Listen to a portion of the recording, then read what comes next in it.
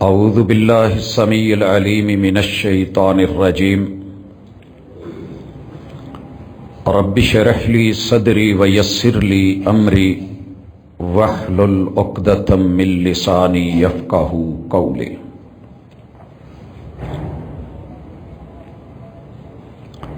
حاضرین مجلس، احباب گرامی، سامعین و سامعات،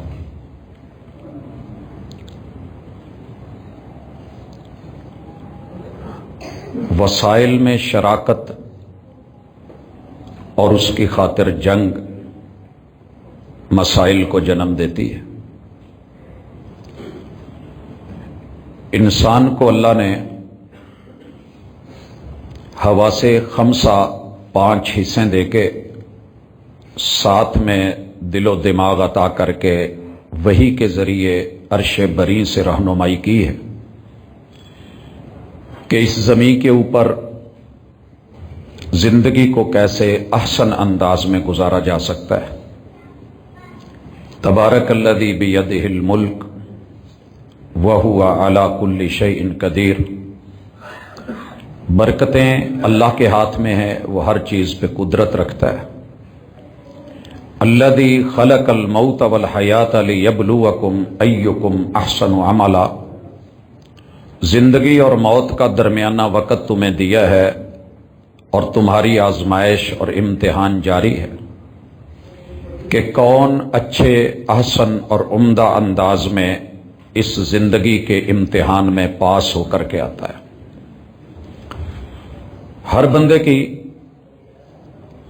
سوچ الگ ہے، زاویہ نگاہ الگ ہے، اور جیسا بندے کا علم ہوتا ہے اسی کے مطابق وہ عمل کرتا ہے۔ ہمارے ہاں ایک کوشش ہے کہ بگاڑ کے اس دور میں، فساد کی اس دنیا میں، جہاں نفسا نفسی کا عالم پیدا ہو چکا ہے، کچھ اس میں کمی لائی جائے۔ ہماری آج کی ملاقات حقوق کی جنگ گزشتہ ملاقات سے پیوستہ ہے۔ کچھ گزارشات ہیں، ممکن ہے کہ وہ میری اور آپ کی سابقہ زندگی یا سوچ کے برعکس ہوں، لیکن اچھا انسان وہ ہے کہ جو سمجھداری کا مظاہرہ کرتے ہوئے اپنی انا مٹا دے، جو صحیح ہے اسے اپنا لے۔ وفا کے لہجے میں مان جاؤ تو اچھا ہے، انا کے لہجے میں اکثر جدائی جیت جاتی ہے۔ دنیا اس وقت حالت جنگ میں کیوں ہے؟ وسائل کی جنگ ہے بنیادی طور پہ، اور 5 بنیادی وسائل کا ہم نے گزشتہ ملاقات میں ذکر کیا تھا۔ ہر بندہ یہ چاہتا ہے کہ میری والی سوچ، میرے والا عقیدہ، میرے والا دین غالب آ جائے، باقی سب جھوٹے ہیں، جہنمی ہیں، میں ٹھیک ہوں، میں جنتی ہوں، میری سوچ اچھی، میری فکر اچھی، میری رائے، میرا عقیدہ بہترین۔ اللہ رب العزت نے اس کے برعکس بات کی ہے، هو الذی ارسل رسولہ بالہدی ودین الحق لیظہرہ علی الدین کلہ۔ دنیا میں ادیان تو بڑے بنے پھرتے ہیں، لیکن اللہ تعالیٰ وحی کے ذریعے جو چیز بھیجتے ہیں وقت کے پیغمبر کو، رسول کو، ہادی کو، راہبر کو، اللہ اسے غالب دیکھنا چاہتے ہیں۔ ایک نقطہ ہے صرف، اگر آپ اور میں اپنی ذاتی سوچ، ذاتی رائے، بنے ہوئے عقیدے اور خاندانی موروثی چیزیں جو ہمیں میسر ہیں اس سے ہٹ کر کے اللہ کی اتاری ہوئی وحی، اللہ کے دین اور رسول اللہ صلی اللہ علیہ وسلم، جن کی حیثیت یہ ہے کہ وہ صاحب قرآن ہیں، وہ ترجمان ہیں، ان کی سیرت ہے، اور اللہ تعالیٰ نے قرآن مجید میں اسے اسوہ بیان کیا ہے، اس کو غالب کرنے کی سوچ لیں تو انشاءاللہ ہم دو نہیں ہو سکتے۔ ہماری جنگیں مسلکوں کو مناظروں کے ذریعے، مباحثوں کے ذریعے، طاقت اور قوت کے ذریعے غالب کروانے میں گزر گئی ہیں۔ کاش کہ اللہ کے خالص سچے وحی والے دین کے غلبے کے لیے ہماری یہ کاوش اور محنت ہوتی تو دنیا میں جنگ نہ ہوتی۔ اور اسی چیز پہ جب مدینہ کے یہودیوں نے بات کی تھی اور نجران کے عیسائیوں نے، تو انہیں یہی کہا گیا تھا کہ آؤ اس کلمے کی طرف جو ہمارے اور تمہارے مابین ایک جیسا ہے۔ کلمہ توحید ہے. پہلے انبیاء بھی وہی دعوت لے کر کے آئے, ہم بھی وہی لے کر کے آئے. تو آئیے بسم اللہ. مباہلے تک کی بات ہوئی, وہ میدان میں نہ آئے, ایک الگ بات ہے. دوسری چیز کہ ہر بندہ یہ چاہتا ہے کہ میں زندہ رہوں, باقی ساری دنیا مرتی ہے تو مر جائے, میں زندہ رہوں, مجھے کچھ نہیں ہونا چاہیے. دھماکے ہوں, اسلحہ ہو, بارود ہو, میں سیف رہوں. اپنے لیے بنکر بنا کے بیٹھا ہے اور دوسروں کو کنکر بنانا چاہتا ہے. تو اس سوچ کو ختم کیا گیا بنیادی حقوق میں کہ جان سب کی برابر ہے. کسی کی جان کو آپ اپنے ہاتھ میں نہیں لے سکتے, یہ اللہ کی امانت ہے. حتیٰ کہ آپ تو اپنے آپ کو خود نہیں مار سکتے, خودکشی کی بھی اجازت نہیں. تیسری چیز پیسہ ہے, اور آپ کو پتہ ہے منی ذہنی یہ شہد سے بھی زیادہ مٹھاس رکھتا ہے, اور بندہ چاہتا ہے کہ ساری دنیا کا پیسہ میرا ہو جائے. جتنی سپر پاورز آئی ہیں ہر دور میں, ان کی یہی کوشش رہی ہے کہ دنیا کے سارے وسائل ہمارے انڈر ہو جائیں, ہمیں ہزاروں سال کچھ نہ ہو, باقی بھوکے مرتے ہیں تو مر جائیں, کٹتے ہیں تو کٹ جائیں, اور ہمارے والا دین جو ہے وہی غالب ہونا چاہیے. اسلام اس کے برعکس ہے. اگر وہ حاکم وقت کو یہ تصور دیتا ہے کہ تیری سٹیٹ سے بہت دور کسی کنارے پہ اگر کتا بھی بھوکا یا پیاسا مرا تو ذمہ دار تو ہے, یعنی وہ صرف انسانوں تلک نہیں, وہ جانوروں تلک بھی ذمہ داری سونپتا ہے اگر کوئی سمجھے تو. اس کے بعد مسئلہ ہے عزت کا. کہا اکیلی عورت ہیرا سے روانہ ہوگی, بیت اللہ تک جائے گی, دنیا کا کوئی انسان اس کی طرف نہ اس کا جسم دیکھ کے, نہ جان دیکھ کے, نہ مال دیکھ کے, نہ سونا زیور دیکھ کر کے. یہ امن اور سکون اسلام چاہتا ہے. وہ کسی کی عزت کی طرف نگاہ نہیں اٹھانے دیتا. یہ ہے وہ اصل چیز. اس کے بعد پانچویں چیز ہم نے پڑھا تھا نسب.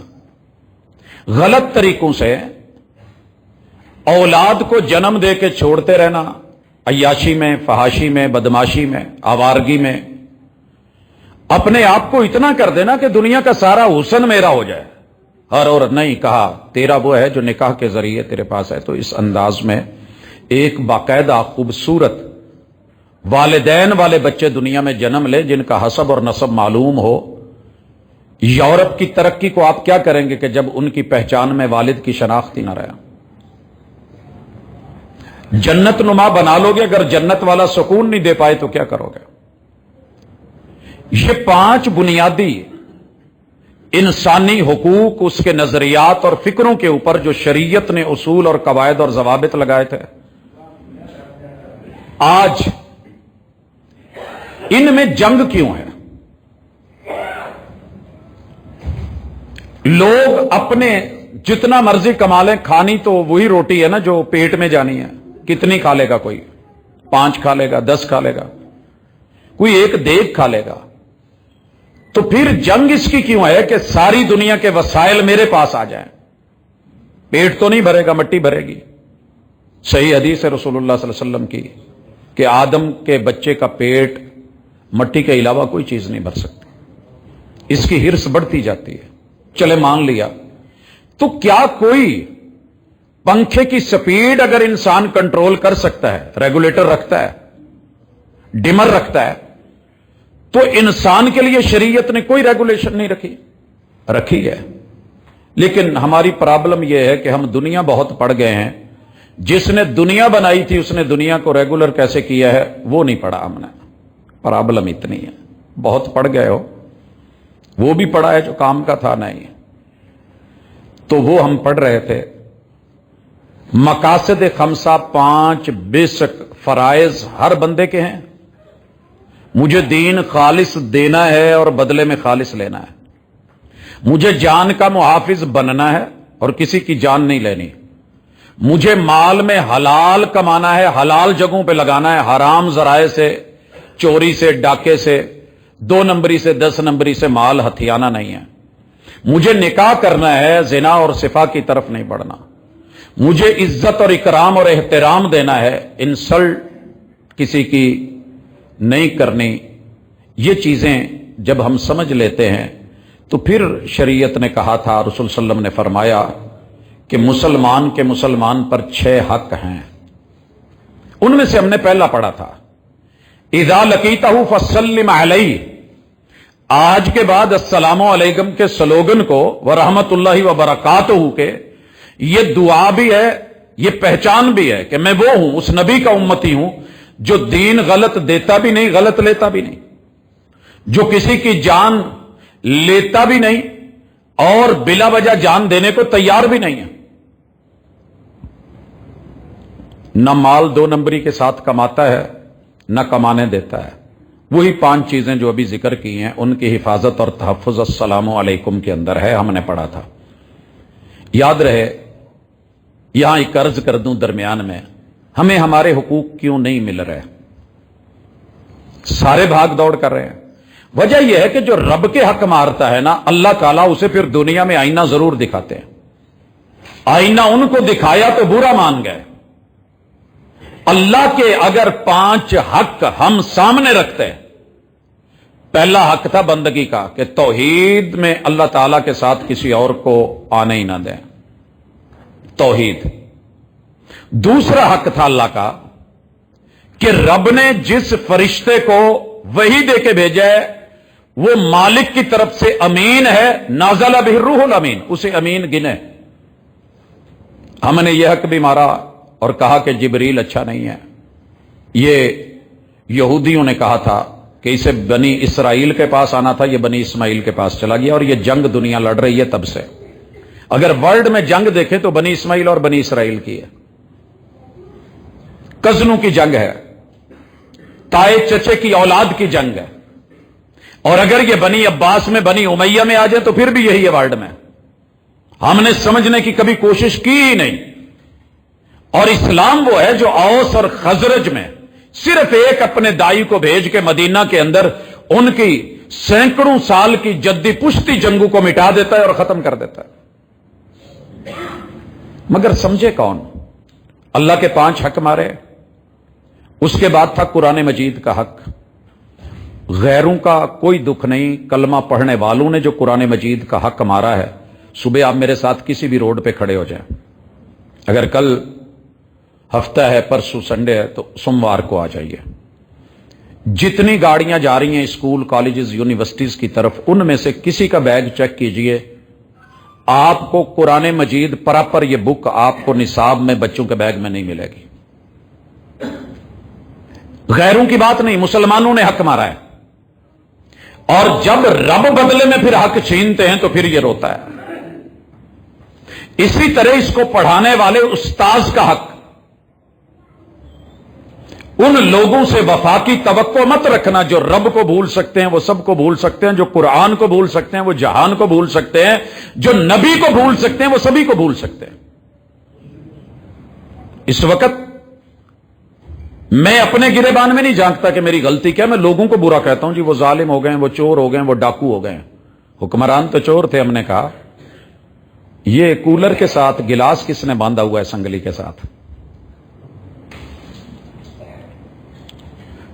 میں اکثر کہا کرتا ہوں کہ مسجد میں آتے ہوئے سب سے بڑی فکر، کسی بھی نمازی کا انٹرویو کر لیں، اسے جوتے کی فکر ہوتی ہے کہ کہیں واپس جاتے ہوئے مجھے ننگے پاؤں نہ جانا پڑ جائے. اللہ کا ڈر کتنا ختم ہو گیا ہے. مسجد المجید جوتے نکلنے شروع ہوئے. ہر جمعے کوئی نہ کوئی بوری جوتوں کی لگ جاتی. بڑا سمجھایا، دعوتیں دیں، او بھائی آفیسر کالونی ہے، پڑھے لکھے لوگ ہو، سمجھدار ہو، کیا کر رہے ہو، کس چکر میں پڑے ہو. ہم نے صرف اتنا لکھ کے لگا دیا کہ کیمرے کی آنکھ آپ کو دیکھ رہی ہے، اور ایک آنکھ لگا دی، پیچھے سسٹم کوئی نہیں ہے ماشاءاللہ. اس کے بعد جوتے چوری نہیں ہوئے. قوم کیمرے سے ڈرتی ہے، مالک سے نہیں ڈرتی. پھر جب رب بندو کو بندو کے ذریعے کٹواتے ہیں نا، مقید کر دیا سانپو کو یہ کہہ کر سپیروں نے کہ یہ انسانوں کو انسانوں سے ڈسوانے کا موسم ہے. سانپو نے ڈس لیا تو گلا کیسا؟ کس نے کہا تھا کہ پالو ان کو آستینوں میں؟ سانپ اگر ڈس لے ہے، زہر کا تریاک بہت الائیڈ میں ملتا ہے، سول میں ملتا ہے، دیگر ہاسپٹلز میں ہے. سانپ اگر ڈس لے ہے، زہر کا تریاک بہت.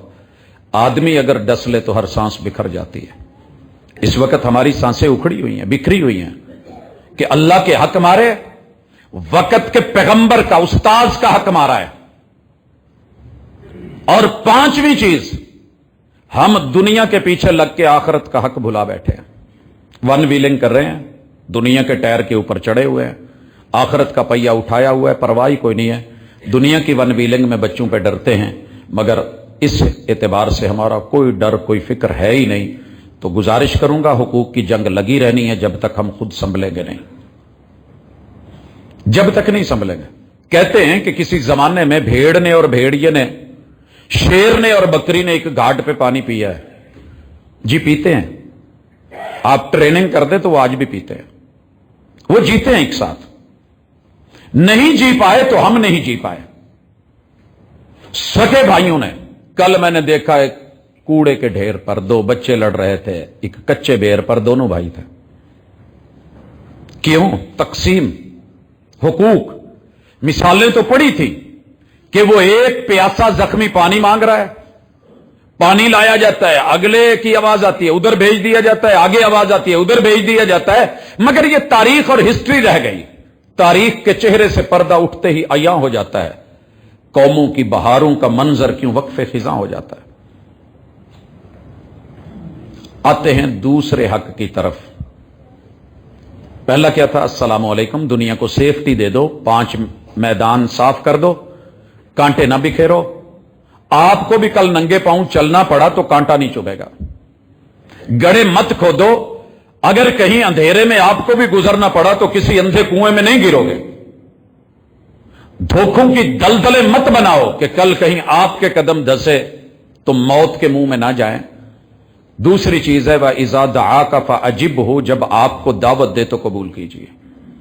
ہم نے اس دعوت سے دعوت ولیمہ، دعوت عقیقہ، دعوت نکاح، دعوت بیاہ، یا کہیں پہ دیگ پکی ہو تو ہم ایڈوانس جا کر کے بیٹھ جاتے ہیں، دھواں اٹھ رہا ہے، لکڑی لگی ہوئی ہے، ماشاءاللہ۔ بڑے سارے دوستوں نے کہا جی یہاں آپ جو ضیافت دیتے ہیں بند کر دیں۔ بھائی کیوں؟ لوگ شاید اس لالچ میں آتے ہیں، غلط فہمی ہے، ہم لالچ میں نہیں کہتے۔ کون کہتا ہے لالچ میں؟ جس اللہ کے بندے نے اس کے بارے میں سوچا ہے، مت سمجھیے گا کہ یہ کوئی رش یا اس وجہ سے۔ ہاں بچے ہیں، بچپنا سب پہ آتا ہے، ہمارے اوپر بھی تھا، اچھی لگتی ہیں شاید یہ چیزیں۔ مینجمنٹ میں، صبر میں، تحمل میں، ایک دوسرے کو ترجیح دینے میں، وَيُؤْثِرُونَ عَلَىٰ أَنفُسِهِمْ وَلَوْ كَانَ بِهِمْ خَصَاصَةٌ، اگر ہم حقوق کے اندر اتنا کر لیں، صرف اتنا، اللہ کے بارے میں حقوق میں جو کمی رہی ہے نا، حقوق اللہ میں، اللہ سے معافی مانگ لیں، مسئلے حل ہو جائیں گے۔ اور بندوں کے حقوق میں جو کمی بیشی ہوئی ہے اس میں تلافی اور معافی دونوں لے آئیں، معاف کرنا بھی سیکھیں، معافی مانگنا بھی سیکھیں، اور جو حق مارا ہے وہ دینا اور اس کی تلافی کرنا سیکھ لیں، مسئلے حل ہو جائیں گے۔ مگر ہم نہیں کرنا چاہتے، ہم انا کی بھینٹ چڑھ گئے ہیں۔ بھائی وہ مانے، وہ ہاتھ جوڑے، وہ آگے بڑھے، غلطی میری بھی ہے پھر بھی معافی وہ مانگے، بھائی میں کیوں مانگوں؟ اور علاج کیا تھا؟ رسول صلی اللہ علیہ وسلم نے کیا فرمایا تھا؟ وَخَيْرُهُمَ الَّذِي يَبْدَأُ بِالسَّلَامِ، دو لڑے ہوئے ہیں، دونوں میں سے بہتر وہ ہے جو ہاتھ پہلے بڑھا لے، بھلے اس کی غلطی نہ ہو۔ جس کی غلطی نہیں وہ سلو کے لیے آگے آ جائے، قیامت کے دن جنت کا وہ محل اسے لے کر کے دوں گا جس جیسا جنت میں کوئی اور محل نہیں، فی ربض الجنہ۔ یہ میری ذمہ داری ہے، میری ضمانت ہے، میری گارنٹی ہے۔ دیکھیں دو بھائی لڑے ہوئے ہیں تو والدین کی یہی کوشش ہوتی ہے نا کہ چل پتر ہے، تیری پا میں غلطی نہیں، چل تو چھوٹا ہے مان جا، چل تو بڑا ہے یار دل بڑا کر لے، وہ چھوٹا ہے پاگل۔ والدین یہی کہہ سکتے ہیں۔ رب نے کتنی عمدگی سے محبوب سے کہلوایا وَخَيْرُهُمَ الَّذِي يَبْدَأُ بِالسَّلَامِ۔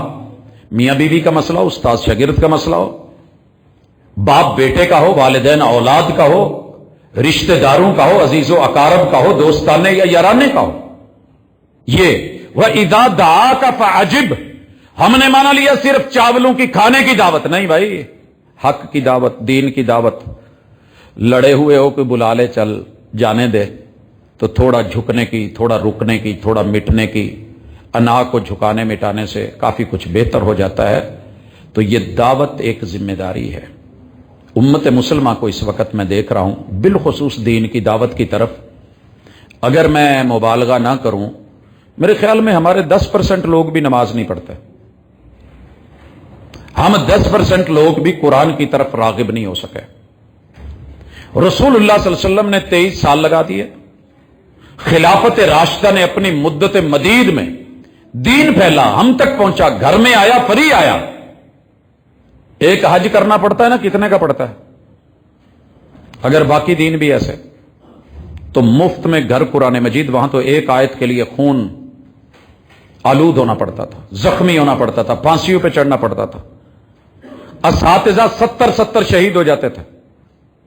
कुरान पढ़ाने गए हैं, अब ट्यूशन सेंटर्स कितने इजी हैं, आप जो है होम ट्यूशन पे जा रहे हैं, पता हो कि वापस नहीं आना तो क्या करेंगे? सर जी, इस दीन की दावत की तरफ खुद आगे बढ़े। इंशाअल्लाह मेरा रब, ये जो हुकूक की जंग लगी हुई है ना, अल्लाह के पास वसाइल है, वो मसाइल खत्म कर देता है, वो कादिर है, अला कुल्ली शैइन कदीर है, तबारक अल्लज़ी बियदिहिल मुल्क, बादशाहत उसकी है। सूरतुल मुल्क बादशाहत की सूरत का आगाज ही इसी बुनियाद पे किया गया। कोई लौटे तो सही, को माने तो सही। और तीसरा हक, व इज़स्तन सहा का फनसाह, तेरे से मशवरा मांगे, नसीहत मांगे तो मशवरा दिया कर, अच्छा मशवरा। मेरे से कोई मशवरा मांगे ना, काफिर है, मुसलमान होना चाहे। मैं अगर शिया हूं तो मैं कहूंगा पहले शिया हो जा, सुन्नी हूं तो कहूंगा सुन्नी हो जा, वहाबी है तो वहाबी हो जा, क्योंकि मैं ये समझता हूं इस्लाम ये है भाई, सादे लफ्जों में कभी कह करके। और अगर जमातुल मुस्लिमीन का है, वो कहेगा जमातुल मुस्लिमीन वाले हो जाओ। भाई ये ग्रोह, ये हिजबियात, ये तफरीकात, इसे रखें पीछे, अपनी जात पात का बुत ले लें। मेरी बिरादरी पीछे है, मैं इंसान पहले हूं। आदमी, मर्द और औरत दोनों को कहते हैं जो आदम की औलाद है। कुल्लुकुम मिन आदम व आदम मिन तुराब। खून लेते हुए मैंने कभी किसी से पूछा ही नहीं, मैंने आज तक नहीं देखा। हमारे यहां जब ब्लड डोनेशन के लिए मुख्तलिफ टीम्स आती हैं, किसी भी बच्चे से नहीं पूछती कि क्रिश्चियन है, मुसलमान है, संधू है, तो साधु है, माधु है, जाट है, अराई है, खान है, राठ है, ना ना ना ना, बिल्कुल भी नहीं, ऐसा कुछ नहीं पूछा। आने दीजिए जी ब्लड। और जब रिश्ता देना होता है तो फिर आशिकी मशूकी में भी कोई कौम, बिरादरी, कबीला नहीं रखा गया। जब निकाह की बात आती है तो एक बहाना। वो अल्लाह के बंदो, इन्हीं बुतों को तो 21 साल मेरे महबूब और मुस्तफा सल्लल्लाहु अलैहि वसल्लम ने पहले तोड़ा था, फिर बैतुल्लाह के बुतों को हाथ डाला था। उनमें एक बिरादरी का बुत भी था। नसीहत कहां है, खैरखाही कहां है? मेरे से कोई कारोबारी मशवरा लेना चाहता है, मैं वही कारोबार करता हूं, तो वो मेरे पास आता है, कहता है सर मैं ये कर लूं। मैं कहता हूं रहन दे, असी खटियां खा लियां, तू खा ले। कोई रिश्ते के बारे में पूछने आता है, मेरा हमसाया है, अगर तो मेरा वाकिफ है, अच्छा है, गलत भी हो तो मैं बड़ी अच्छी डील करूं। नहीं नहीं, बहुत नेक आदमी ने, इदां दे बंदे तुहानू नहीं लभणे। ये हर हफ्ते बैतुल्लाह च जुमा पढ़ के आउंदे, ऐसी ऐसी तारीफों के। और अगर मेरे खिलाफ हैं, भले नेक आदमी क्यों नहीं, अच्छे क्यों नहीं, बेहतरीन क्यों नहीं, नफीस तरीन क्यों नहीं, मैं उनके बारे में ऐसी उनकी फट्टी लिखूंगा कि अल्लाह माफ करे वो दोबारा उस तरफ मुंह ही नहीं करता। क्या यह नसीहत है? चौथी चीज फरमाया, अगर किसी बंदे को छींक आए, बजाहिर ये छोटी सी चीज है, हमें छींक आए तो हम क्या कहते हैं, नाल अला कहता परे मर। कोरोना के दिनों में क्या था, छींक आती थी, लोग भाग जाते थे। रसूलुल्लाह सल्लल्लाहु अलैहि वसल्लम ने फरमाया, जब किसी बंदे को छींक आए और वो छींक के बाद अल्लाह का शुक्र अदा कर दे, अल्हम्दुलिल्लाह, आप जवाब में उसे क्या कहेंगे? यरहमुकल्लाह, तेरे ऊपर अल्लाह की रहमतें हों। जहां भी कुरान और सुन्नत में रहम का लफ्ज आए तो 3 चीजों से जुड़ा होता है। अपर साइड पे अल्लाह से, कि तेरे ये झटके, ये जलजले, ये बॉडी के झटके हैं, 360 जोड़ अलग हो सकते हैं, लकवा पड़ सकता है, शक्ल बदल सकती है, हालात बदल सकते हैं। किसी भी सोसाइटी के झटकों में, जलजलों में, और जितनी भी हलचल है उसमें तूने अल्लाह का शुक्र अदा किया है, तो अल्लाह तुझे अपने साथ मेहमान जोड़े रखे। तेरी जो असल है, ये रिश्ते होते हैं, ददियाल, ननियाल और ससुराल, अल्लाह उससे भी जोड़े रखे, तेरी अलिया से भी जोड़ी रखे, और नस्ल के लिए भी तेरा साया बरकरार है। एक दुआ अच्छी पर यरहमुकल्लाह। आपने इसे मामूली समझा। रहम क्या होता है? رحمان نے اپنے نام سے مشتق کر کے والدہ کے پیٹ میں رکھا ہے، اور یہ ددیال ننیال سسرال اور رحمان سے اوپر مل کر کے اپنے حقوق کو بندہ رحمان کے حقوق، والدین کے حقوق، یہ جتنے بھی رشتہ دار ہیں ان کے حقوق کسی ایک میں آتے ہیں۔ یرحمک اللہ۔ آگے چلتے ہیں۔ 5واں حق، بیمار ہو جائے تو تیمارداری کریجیے۔ نا نا نا نا نا، ہم تو گھر میں سر جی اگر گھر میں کوئی مریض ہے نا، دنیا یقین کیجیے رحمتیں برکتیں خود نازل ہونا شروع ہو جائیں گی۔ ہم کہتے ہیں بیوی بیمار ہے بھگا دو، شوہر بیمار ہے خلا لے لو، بھائی بیمار ہے فارغ کر دو، بھابھی بیمار ہے، یہی ہمارا چکر ہے۔ جو بیمار ہے اسے کام سے نکال دو، جاب سے فارغ کر دو۔ نہیں میرے بھائی، بیماری آپ پہ بھی آنی ہے، یہ سسٹم آپ کا بھی خراب ہو سکتا ہے، بوڑھے آپ بھی ہو سکتے ہیں، فالج آپ پہ بھی آ سکتا ہے، ہارٹ اٹیک آپ کو بھی۔ آج میں بڑا ٹھیک ہوں، فٹ ہوں، میں اپنے والد کے مقام تک نہیں جا سکتا،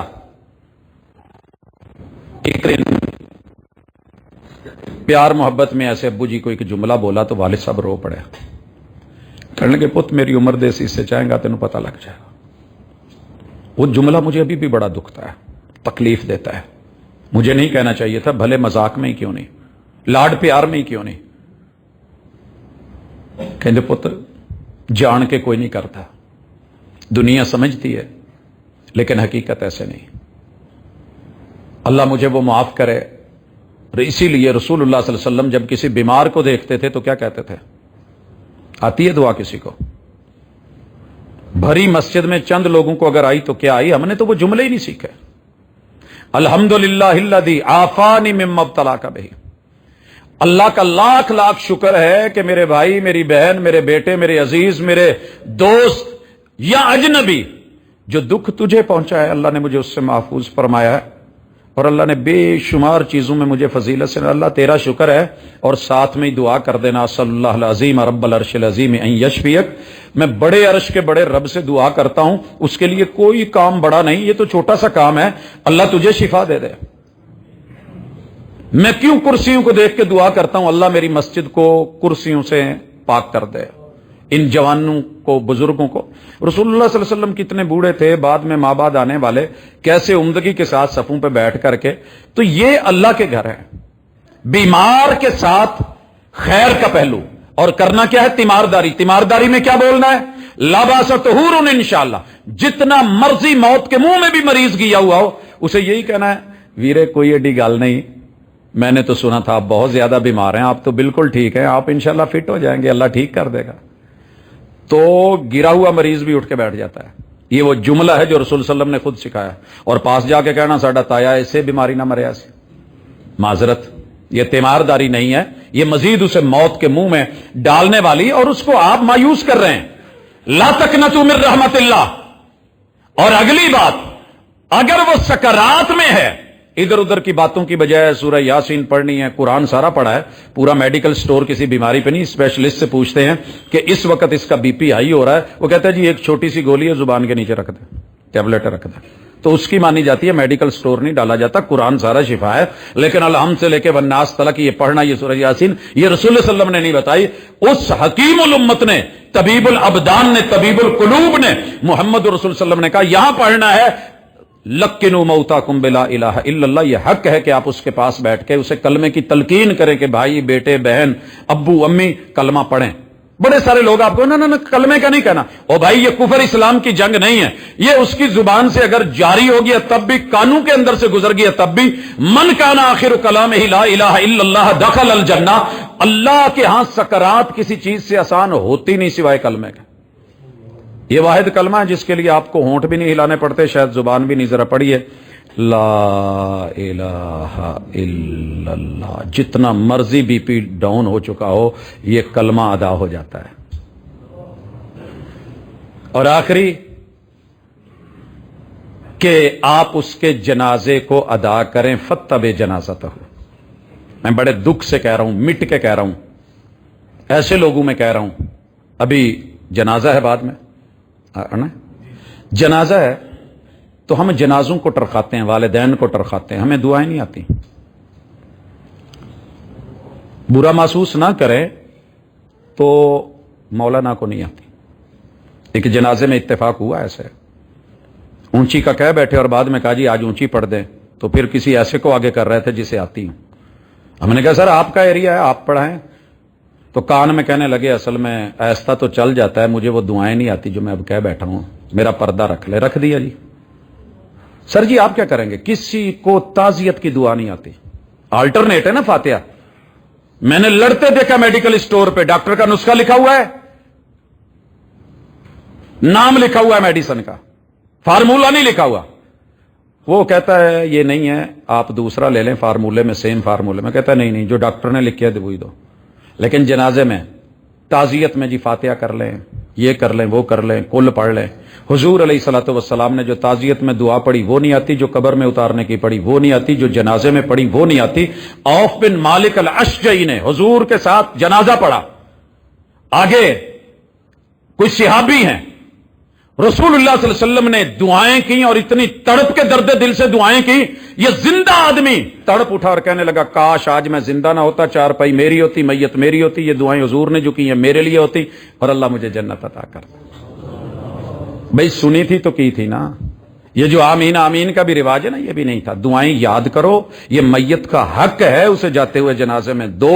قبر کی تدفین تک جاؤ گے تو گویا ایک جنازہ پڑا ہے تو اود پہاڑ جتنا سونا آپ نے بانٹ دیا, آپ اس کے مالک ہیں. 8.5 کلومیٹر وایا میں اوپر ہے زمین کے اود پہاڑ, نیچے جائیں تو پتہ نہیں کتنا ہے, بلندی کتنی ہے, ہائٹ وہ میں نہیں جانتا, صرف میں نے اس کا وہ حصہ بتایا ہے جو زمین کے اوپر پھیلا ہوا ہے.